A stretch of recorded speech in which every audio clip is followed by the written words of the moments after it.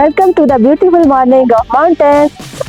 पहाड़ों की खूबसूरत सुबह में आपका स्वागत है। कल हम कागान पहुंच चुके थे, रात यहाँ गुजारी है। आज हम जाएंगे लेक सैफल मलूक। यहाँ से हम अपनी गाड़ी में जाएंगे नारायण तक। नारायण में जाके जीप लेंगे और आगे जाएंगे। आप भी साथ साथ रहिएगा। चलिए आइए परियों के देश में चलते हैं। सबसे पहले हम नाश्ता करेंगे और फिर रवाना होंगे परियों के देश के लिए।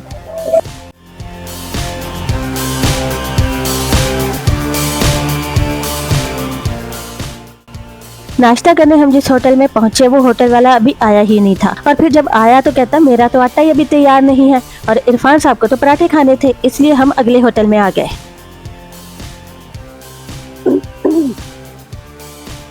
यहाँ पे जगह जगह ये इस तरह के छोटे छोटे टैंक बने हुए हैं जहाँ पे ट्राउट फिश जिंदा मिलती है। अपनी पसंद से सिलेक्ट करें और फिर उसको बनवा के खाएं।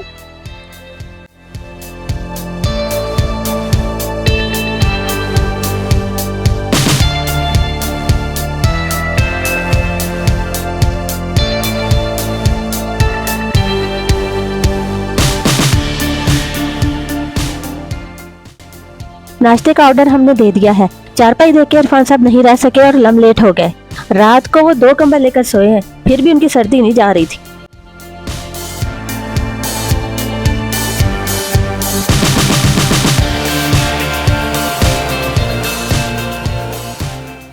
कागान से नारायण जाते हुए रास्ते में आता है सुक्की किनारी हाइड्रो पावर प्लांट।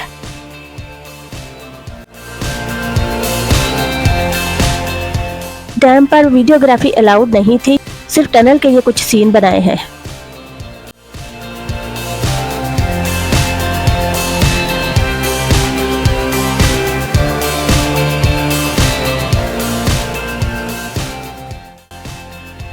रास्ते में ऐसे ग्लेशियर्स भी आते हैं जिनको काट कर गाड़ियों के गुजरने के लिए रास्ता बनाया हुआ है।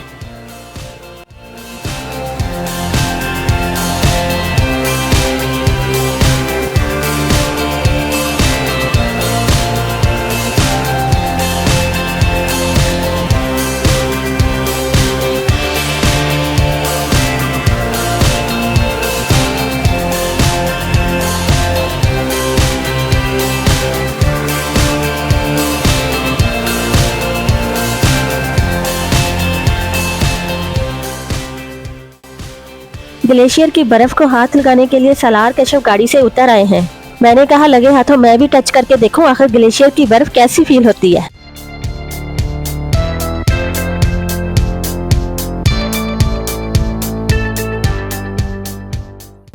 नाज़रीन और हाज़रीन, हमने जीप हायर कर ली है। अब हम जा रहे हैं सैफल मलूक के ऊपर और दिल गुटकू गुटकू कर रहा है।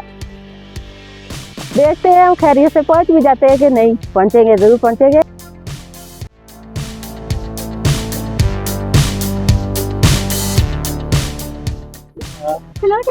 जीप में हम बैठ चुके हैं और सफर स्टार्ट होने लगा।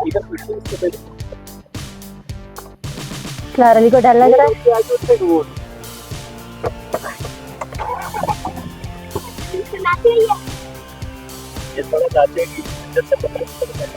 चलो देखते हैं क्या बनता है। लेक सैफल मलूक के लिए हमारा सफर स्टार्ट हो गया है। ये अप्रोक्सीमेटली 9 किलोमीटर का सफर है और यहाँ जाने के लिए 2 ऑप्शंस अवेलेबल हैं। एक तो जीप हायर कर सकते हैं जैसा कि हमने हायर कर ली है, और दूसरी ऑप्शन है कि आप हाइकिंग करते हुए जा सकते हैं। हाइकिंग करते हुए जाएं तो आपको 3 से 4 घंटे लग जाते हैं और जीप में ये रास्ता 1 घंटे का है। हमारे साथ जो कि बच्चे थे इसलिए हमने जीप ही हायर कर ली। ये झील सी लेवल से 3224 मीटर हाई है, इसलिए यहाँ पर समर्स में भी ठंडा मौसम होता है।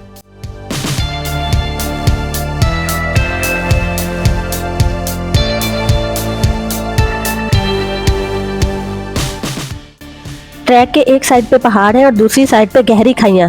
कश्यप को तो नीचे देखने से भी डर लग रहा था और मैं सोच रही थी मुझे बहुत डर लगेगा, लेकिन मुझे तो जरा भी डर नहीं लगा।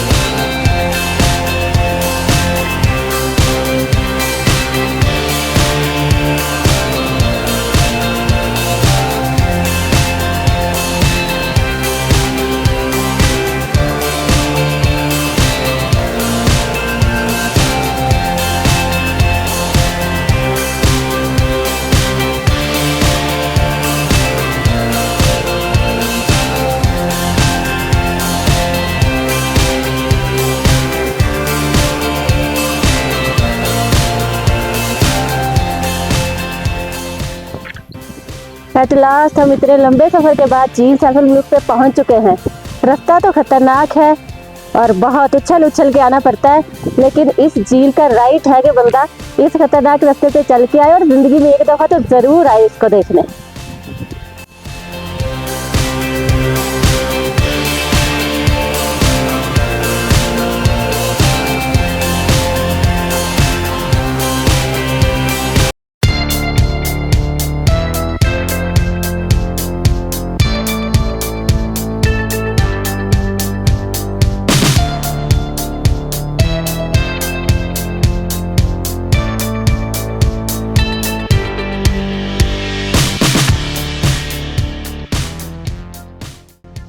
इरफान साहब एनिमल लवर हैं, जहाँ कोई एनिमल देखा लाडियाँ स्टार्ट।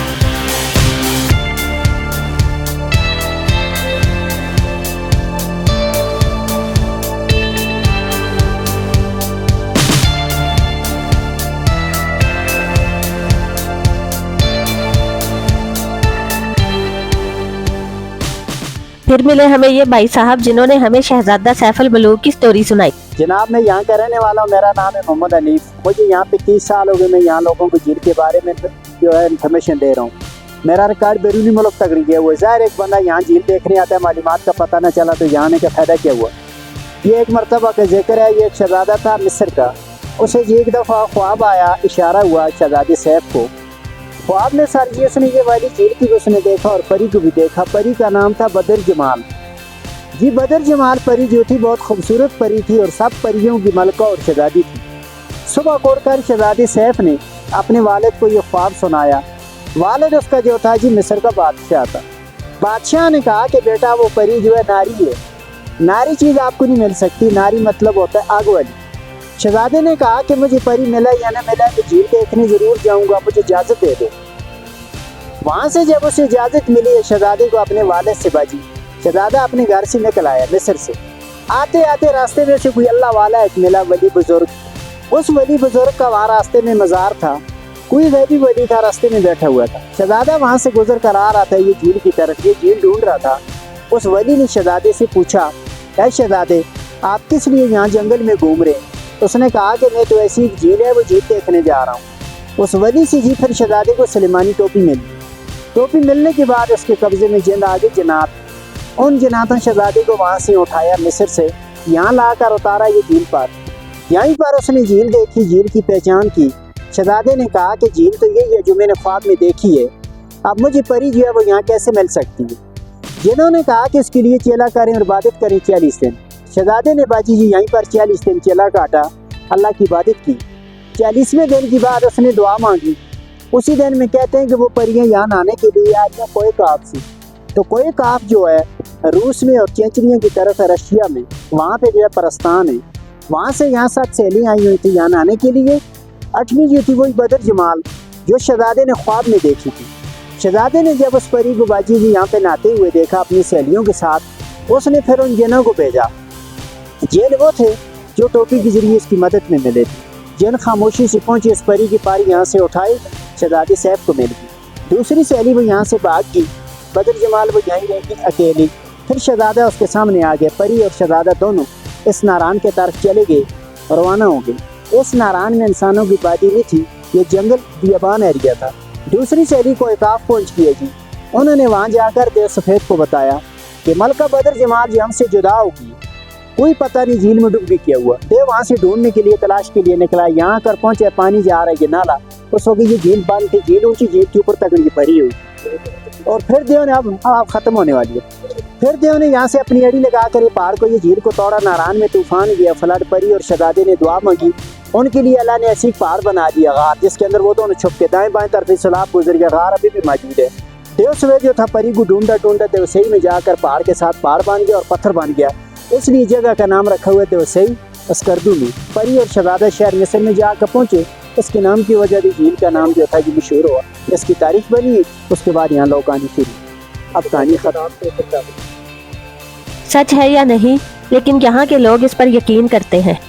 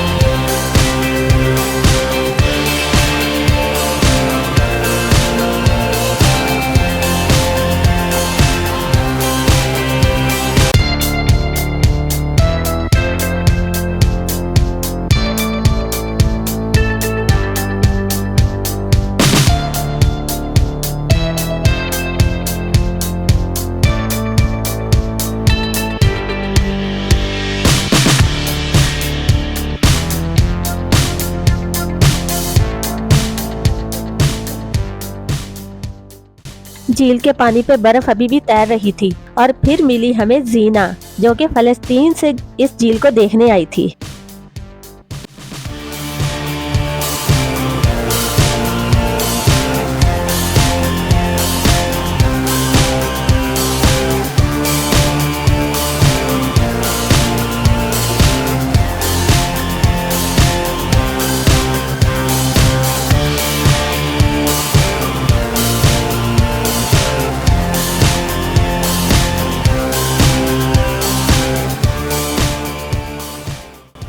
सालार कश्यप को सबसे ज्यादा मजा इस स्नो के साथ खेलने में आया जो यहाँ थी।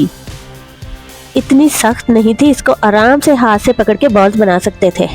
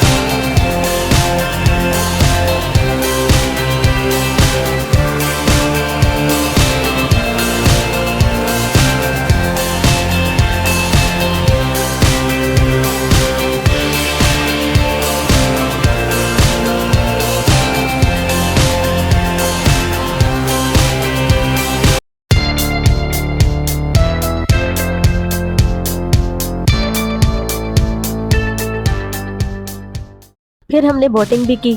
सलार तो नहीं करना चाह रहा था, लेकिन 3 वोट्स बोटिंग के हक में थे, इसलिए उसे भी आना ही पड़ा।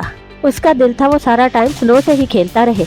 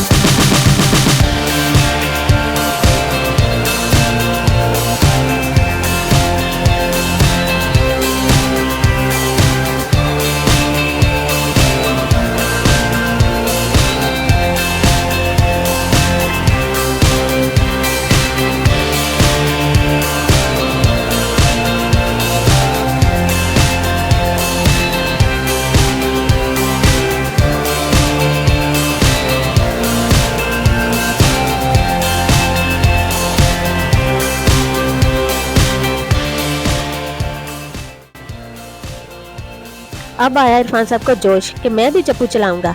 वैसे अगर कुछ दिन ये चप्पू चला ले तो स्मार्ट भी हो जाएंगे।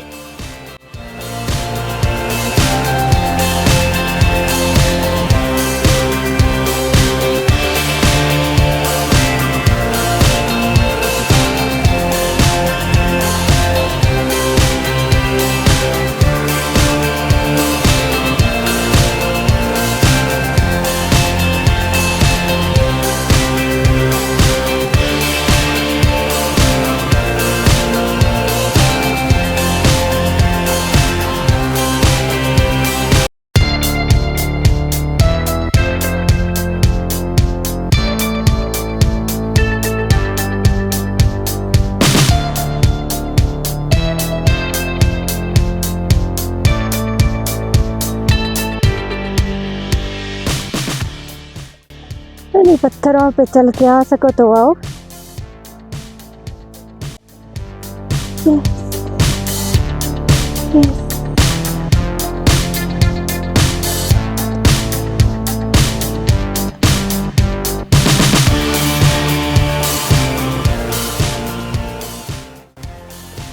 आप लोग यहाँ क्यों बैठ गए?